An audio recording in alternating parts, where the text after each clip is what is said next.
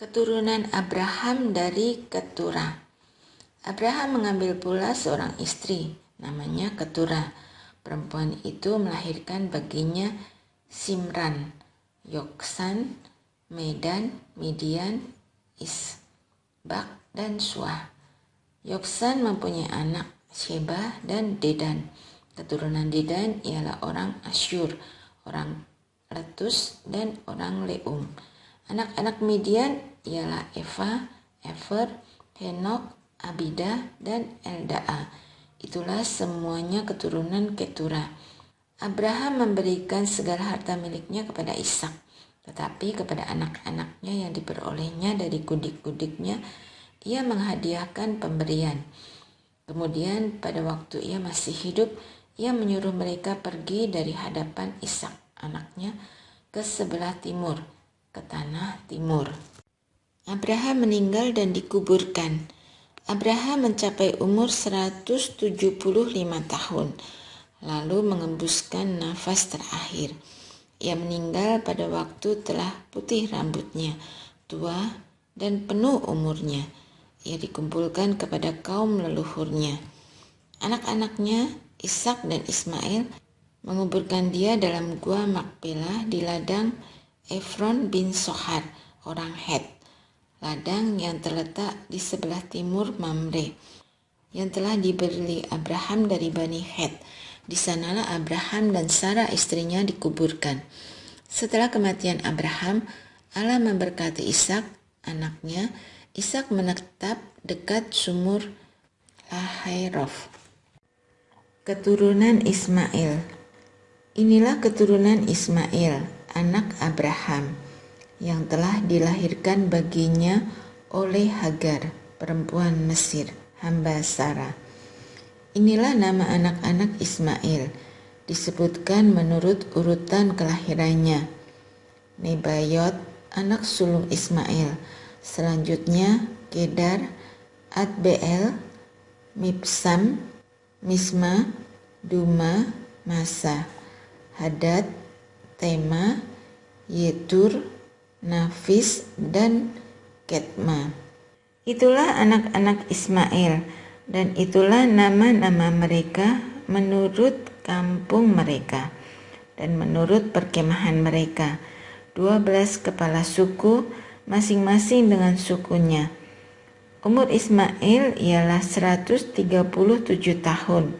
Sesudah itu, ia mengembuskan nafas terakhir, meninggal, dan dikumpulkan kepada kaum leluhurnya. Keturunannya mendiami daerah dari Hawilah sampai Syur, yang terletak di sebelah timur Mesir ke arah Asyur. Mereka menetap berhadapan dengan semua saudaranya. Kelahiran Esau dan Yakub. Inilah riwayat keluarga Ishak, anak Abraham. Abraham mempunyai anak, Ishak.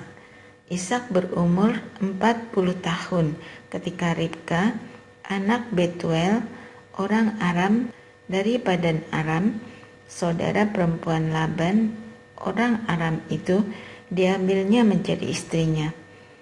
Ishak berdoa kepada Tuhan untuk istrinya, sebab istrinya itu mandul.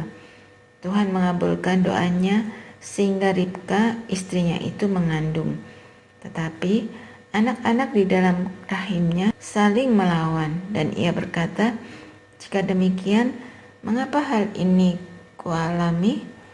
Lalu ia pergi bertanya kepada Tuhan. Firman Tuhan kepadanya, "Dua bangsa ada dalam kandunganmu, dua suku bangsa akan berpisah dari dalam rahimmu. Suku bangsa yang satu akan lebih kuat daripada yang lain. Anak yang tua akan menjadi hamba bagi yang muda." Setelah genap waktunya untuk bersalin, memang anak kembarlah yang ada di dalam kandungannya. Yang pertama keluar, warnanya kemerah-merahan, seluruh tubuhnya seperti jubah berbulu. Sebab itu ia dinamai Esau. Sesudah itu keluarlah adiknya, tangannya memegang tumit Esau. Sebab itu ia dinamai Yakub. Ishak berumur 60 tahun pada waktu mereka lahir. Kedua anak itu bertambah besar. Esau menjadi seorang yang pandai berburu, seorang yang suka tinggal di padang. Tetapi Yakub adalah seorang yang tenang pembawaannya, yang suka tinggal di kemah. Ishak sayang kepada Esau sebab ia suka makan daging buruan, tetapi Ribka sayang kepada Yakub. Esau menjual hak kesulungannya. Pada suatu hari, Yakub sedang memasak sesuatu ketika Esau datang kelelahan dari padang. Kata Esau kepada Yakub, "Biarlah aku makan sedikit dari yang merah-merah itu, karena aku lelah." Itulah sebabnya namanya disebut Edom. Namun Yakub berkata, "Jual dulu hak kesulunganmu kepadaku."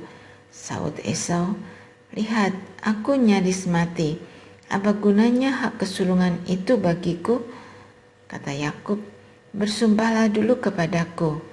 Esau pun bersumpah kepadanya dan menjual hak kesulungannya kepada Yakub. Lalu Yakub memberikan roti dan masakan kacang merah itu kepada Esau. Ia makan dan minum, kemudian berdiri dan pergi. Demikianlah Esau menyepelekan hak kesulungan itu. Ishak, Ribka, dan Abimelek. Terjadilah kelaparan di negeri itu, selain kelaparan pertama yang telah terjadi di zaman Abraham. Sebab itu, Ishak pergi ke Gerar kepada Abimelek, raja orang Filistin. Lalu Tuhan menampakkan diri kepadanya serta berfirman, "Janganlah pergi ke Mesir, tinggallah di negeri yang akan kukatakan kepadamu. Tinggallah di negeri ini sebagai pendatang. Aku akan menyertai engkau dan memberkati engkau, sebab kepadamulah dan kepada keturunanmu akan kuberikan seluruh negeri ini, dan aku akan menepati sumpah yang telah kuikrarkan kepada Abraham ayahmu. Aku akan membuat keturunanmu banyak, seperti bintang di langit. Aku akan memberikan kepada keturunanmu seluruh negeri ini, dan oleh keturunanmu semua bangsa di bumi akan mendapat berkat. Sebab Abraham telah mendengarkan firman-Ku dan melakukan kewajibannya terhadapku, segala perintah, ketetapan, dan hukum-Ku. Jadi tinggallah Ishak di Gerar." Ketika orang-orang di tempat itu bertanya tentang istrinya, berkatalah ia, "Dia saudaraku," sebab ia takut mengatakan, "Ia istriku." Karena pikirnya, jangan-jangan aku dibunuh oleh penduduk tempat ini karena Ribka, sebab elok parasnya. Setelah ia tinggal di sana beberapa waktu lamanya, Abimelek, raja orang Filistin itu, melongok dari jendela. Dilihatnya Ishak sedang berjumbuan dengan Ribka istrinya. Lalu Abimelek memanggil Ishak dan berkata, "Sesungguhnya dia istrimu. Bagaimana mungkin kau berkata dia saudaraku?" Jawab Ishak kepadanya, "Karena pikirku, jangan sampai aku mati karena dia." Tetapi Abimelek berkata, "Apa ini yang kau perbuat terhadap kami? Dapat saja terjadi salah seorang dari bangsa ini tidur dengan istrimu, sehingga engkau mendatangkan kesalahan atas kami." Lalu Abimelek memberi perintah kepada seluruh bangsanya, "Siapa yang menyentuh orang ini atau istrinya, ia pasti dihukum mati." Perjanjian Ishak dan Abimelek. Ishak menabur di tanah itu, dan dalam tahun itu juga ia mendapat hasil 100 kali lipat. Ia diberkati Tuhan. Orang ini menjadi kaya, makin lama makin kaya, hingga ia menjadi kaya raya. Ia mempunyai kawanan kambing domba dan lembu, serta banyak budak, sehingga orang Filistin iri kepadanya. Semua sumur yang pada zaman Abraham ayahnya digali oleh hamba-hamba ayahnya itu telah ditutup oleh orang Filistin dan ditimbun dengan tanah. Lalu Abimelek berkata kepada Ishak, "Pergilah dari antara kami, sebab engkau telah menjadi jauh lebih berkuasa daripada kami." Ishak pun pergi dari situ, berkemah di lembah Gerar dan menetap di sana. Kemudian Ishak menggali kembali sumur-sumur air yang digali pada zaman Abraham ayahnya dan yang telah ditutup oleh orang Filistin sesudah kematian Abraham. Ia menyebut sumur-sumur itu menurut nama-nama yang telah diberikan oleh ayahnya.